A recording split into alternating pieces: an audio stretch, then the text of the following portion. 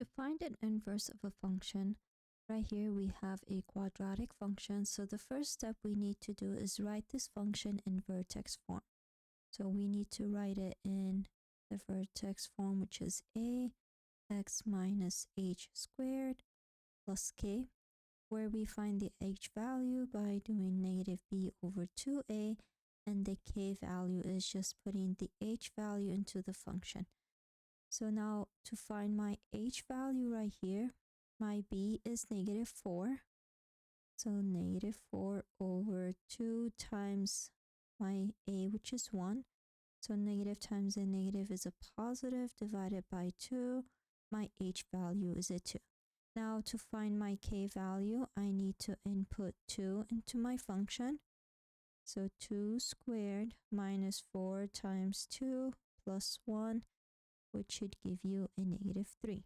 So now putting it into the vertex form, my a value is the same, so I'm going to change. So a is going to be 1, x minus 2, h value is 2, minus 3. So after I have my function, my quadratic function in vertex form, now to find my inverse, any inverse function is always a one-to-one function. So here I need to first integrate my vertex, which here is 2 comma negative 3. And I know that my parabola is gonna look like this, 2 negative 3 around here. And at that vertex form, I know that my function is gonna be decreasing from negative infinity up to 2 and increasing from 2 to positive infinity. So I'm going to restrict my domain right here for my inverse function for when x is greater than or equal to 2.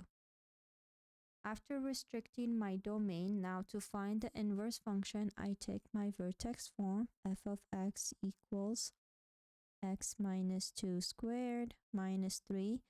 Switch the f of x to be y, x minus 2 squared minus 3. Switch the x and y, so now x equals y minus 2 squared minus 3. And now I solve for y. So I add 3 to both sides.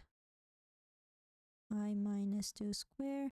So I square root both sides. I would get the square root of x plus 3 equal to y minus 2. The square root gives you positive and negative, so I add 2 to both sides. 2 plus or minus square root of x plus 3. Now this is not a function. However, remember, I restricted my domain to be the values of when x is greater than or equal to 2. So here I would eliminate the negative of the square root, and I would be left with 2 plus square root of x plus 3 equal to y. So my inverse function is equal to 2 plus square root of x plus 3. Now to find an inverse of a rational function, I'm going to follow the same steps. I am going to switch f of x to be y. So y equals x plus 3 over x minus 2. Flip the x and the y. So now I have x equals y plus 3, y minus 2. And now I'm solving for y. Yes, my y exists in 2 places, but by doing some algebra, I would be able to isolate y. So the first thing, I'm going to get rid of the denominator by multiplying both sides by y minus 2. That gives you x times y minus 2 equal to y plus 3. Now I am going to distribute this x, so that gives you xy minus 2x equals y plus 3. Now I am going to put every term that contains a y on one side and everything else on the other side.